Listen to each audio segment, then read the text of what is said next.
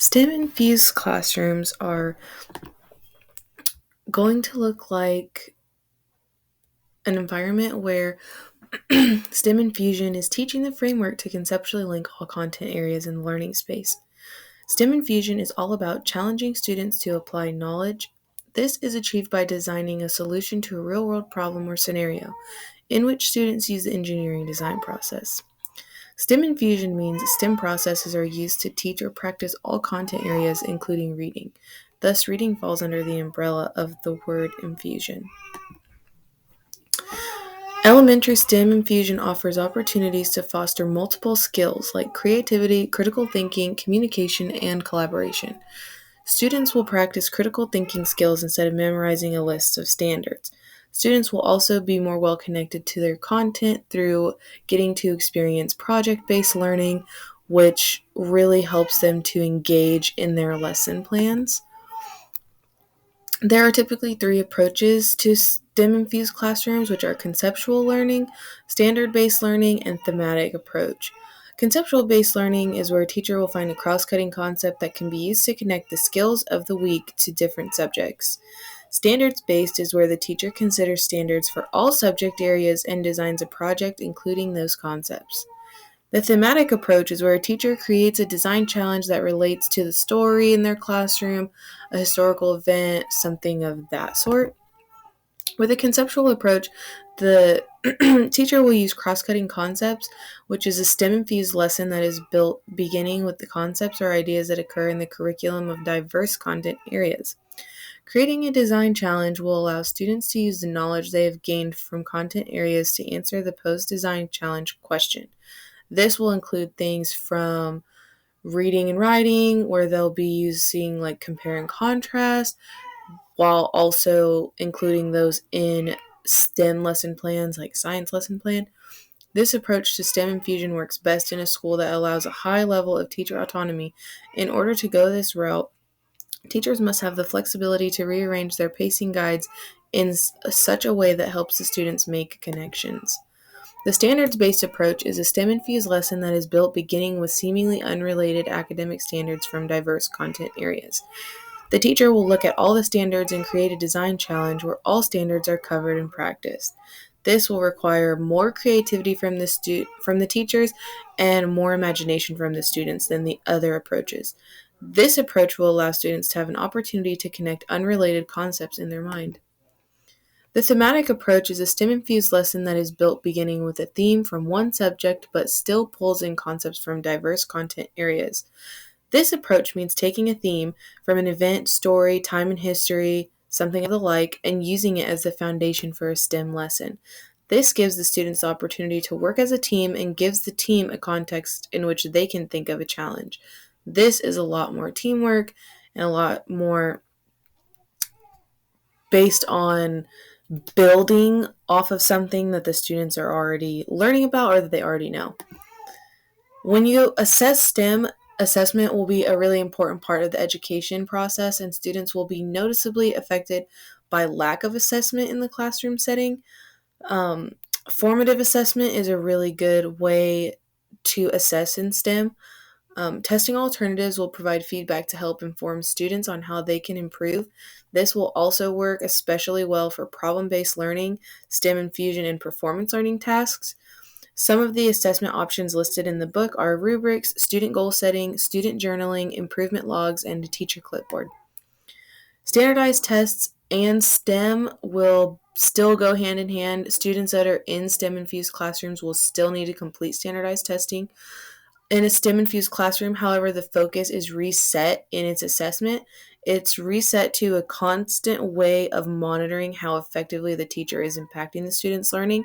So assessment will be different than a more standardized assessment. It will be more formative. There will be several different ways that the teacher will assess the students, which will benefit them more in the long run to allow them to learn things differently and not just be memorizing something for a standardized test. The 5E model is different in the way that it's implemented STEM-infused classrooms versus the Hunter model. The 5E model is a super simple lesson model that is dependent on the duration of activities that are included in each section. The 5E elements are engage, explore, explain, elaborate, and evaluate. The Hunter model is based upon sets that lead into different concepts to complete the lesson. The sets in the Hunter model are anticipatory, instructional input, modeling, guided practice, independent practice, assessment, reteach, enrichment, and closure. The 5E lesson plan is more basic in nature and allows for more personalization, where the Hunter lesson plan consists of double the sections and it goes into a lot more detail. It's a lot more based around small details, is more detail oriented, where the 5E lesson plan is more open and allowing for students to practice creativity. Challenging circumstances aside, many educators continue to develop engaging lessons today, but how those lessons get delivered, facilitated, and assessed has changed for some. So the Hunter lesson plan is a more classic lesson plan that's used. The 5E is a lot more modern and it's being adopted by more teachers today. The first 5E lesson plan that I've constructed is creating a sundial experiment. The students will observe how the sun moves across the sky. So in the engage process, they will go outside and draw an X on the concrete where they will place their initials and they will pick a partner and the partner will do the same, and they will go out in the morning, at noon, and then before the school day is over. They will be able to trace their partner's shadow, and so they will see how their shadows are moving as they stand in the same spot throughout the day and how the shadows change shape and length. When they explore this, the next day we'll discuss and recreate a model of the activity from earlier. The students will receive a piece of clay, a toothpick, and a flashlight where they will create the model of the activity they completed the day before.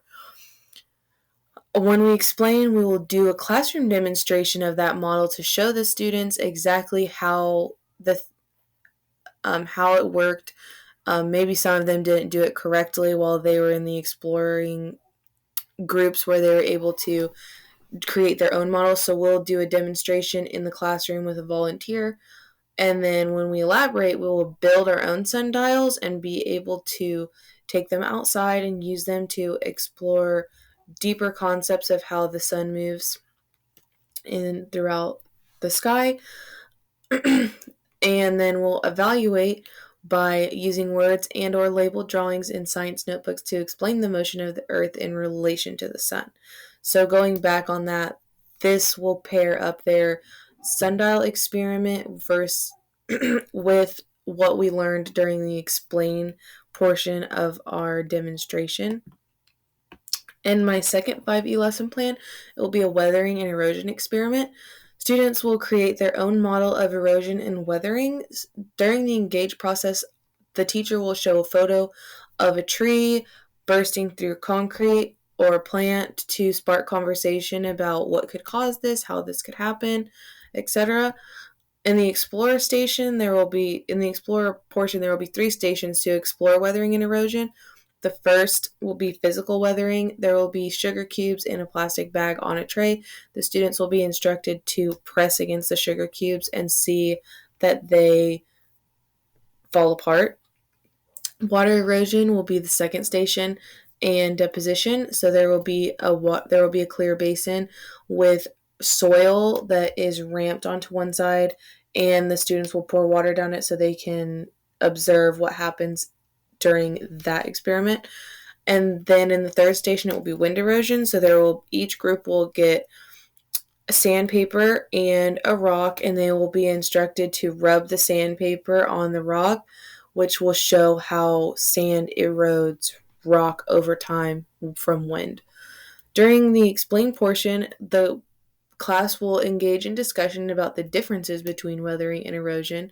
And while we elaborate, we'll do a DIY activity where the students will go into groups and get a baking tray, sand, rocks, water, and a pencil or a pen where they will be able to build their own riverbank and allow water to flow through it, so they will be able to observe the effects of that on its environment, the effects of water on the environment that they created. And while we get to the evaluate section, students will discuss the differences between weathering and erosion and how they change the Earth's surface over time. They will discuss the stations, and then students at the end will submit an exit slip, which they will list the things they have seen in nature that are weathering and or erosion. They will list if their example is weathering or erosion, and then they will also list an explanation as to why they are weathering or erosion and why they believe it is weathering or erosion.